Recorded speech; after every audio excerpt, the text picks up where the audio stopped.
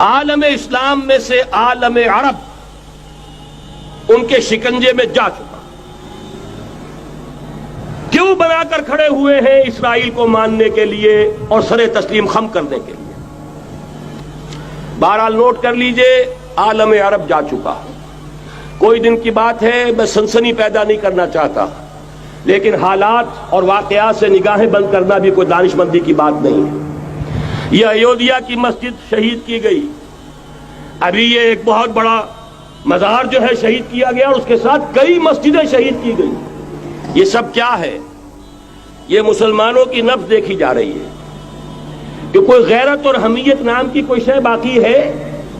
جیسے علامہ اقبال نے وہ نظم لکھی تھی، عبدالقادر روہیلا بڑا ظالم جفاجو کینہ پرور تھا، لیکن یہ کہ اس نے جو ایک ٹیسٹ لیا تھا کہ وہ جو عورتیں ہیں تیموری خاندان کی، ان میں کوئی رمق رہ گئی ہے؟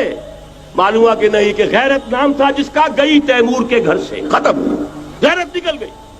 اسی طرح ایودھیا کی مسجد، اب چرار شریف، اور یہ کوئی دن کی بات ہے کہ اب مسجد اقصی کا نمبر آیا کہ آیا، اس کے لیے پوری تیاریاں ہو چکی ہیں۔ یروشلم کا مشرقی حصہ خالی کرایا جا چکا ہے، اس کے اندر اب پورا تسلط یہودی کر رہے ہیں، یہاں تک کہ اب کے یاسر عرفات صاحب نے بھی کچھ نہ کچھ جو ہے احتجاج کی بات کی ہے، حالانکہ اب تک ہر بات مان کر منقار زیرے پر تھا، لیکن یہ کہ ایک وقت آتا ہے آخر کار اسے بھی کچھ بولنا پڑ گیا ہے۔ لیکن یہودی اب پیچھے قدم ہٹانے والا نہیں ہے۔ ان کا تھرڈ ٹیمپل، تیسری مرتبہ ہیکل سلیمانی تعمیر ہونا ہے۔ نوٹ کر لیجئے، ان کے لیے وہ وہی کچھ ہے جو ہمارے لیے کعبہ ہے، ان کے لیے ہیکل سلیمانی بالکل وہی حیثیت رکھتا ہے جو ہمارے لیے کعبہ۔ وہ ہیکل سلیمانی ایک مرتبہ پہلے نبوکدنضر کے ہاتھوں مسمار ہوا، پھر سن 70 عیسوی میں ٹائٹس کے ہاتھوں مسمار ہوا، سن 70 کے بعد آج 1995 میں کتنے برس ہو گئے؟ پورے 1925 برس ہو گئے کہ ان کا کعبہ زمین بوس پڑا ہوا ہے۔ اب تک تو ان کا بس نہیں تھا، اب تو بس ہے کہ نہیں؟ اب ان کی حکومت ہے کہ نہیں؟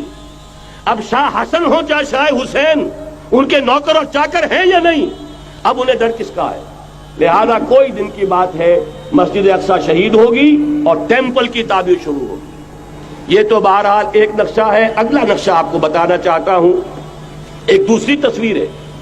یہ تصویر ہے زمینی، ایک تصویر ہے آسمانی۔ وَمَكَرُوا وَمَكَرَ اللَّهُ وَاللَّهُ خَيْرُ الْمَاكِرِينَ۔ انہوں نے اپنی سی تدبیریں کی، اللہ نے اپنی تدبیر کی، اور ظاہر بات ہے اللہ کی تدبیر سے بہتر تدبیر کس کی ہوگی؟ چنانچہ یہودیوں کی سازشیں اس وقت بھی ناکام ہوئی تھی یا نہیں؟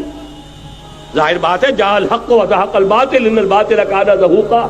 لہذا یہ آیتیں دونوں اعلان کر رہی ہیں کہ یہودیوں کی سازشیں بالآخر ناکام ہوں گی اور دین حق کا بول بالا ہو کر رہے گا۔ یہ تو ان آیتوں سے ظاہر ہے۔ یریدون لیطفئوا نور اللہ بافواہہم واللہ متم نورہ ولو کرہ الکافرون۔ یریدون ان یطفئوا نور اللہ بافواہہم ویابى اللہ الا یتم نورہ ولو کرہ الکافرون۔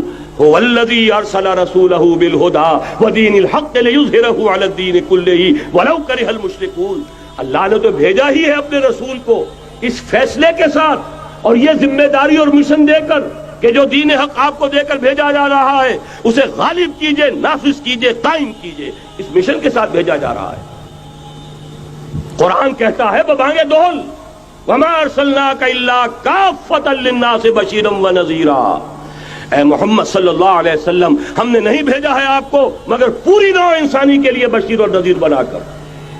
تو جان لیجئے کہ یہ مقصد بعثت محمدی صلی اللہ علیہ وسلم بتمام و کمال اس وقت پورا ہوگا جب کل عالم انسانیت پر، کل روئے ارضی پر اللہ کا دین اسی طرح غالب ہو جائے گا جس طرح کہ محمد رسول اللہ والذین معہ صلی اللہ علیہ وسلم ورضی اللہ تعالی عنہم اجمعین، ان کے ہاتھوں سے، ان کے ایثار سے، ان کی قربانیوں سے، جن کا نقشہ آپ کے سامنے مولانا کھینچ چکے ہیں، ان کے اثار، ان کی قربانیاں، ان کی محنت، ان کی جفاکشی، ان کی سرفروشی، ان کے جان تن من دھن لگا دینے کے نتیجے میں جیسے اس وقت غالب ہوا تھا کل روئے ارضی پر غالب ہوگا، تب کہیں جا کر مقصد بعثت محمدی مکمل ہوگا۔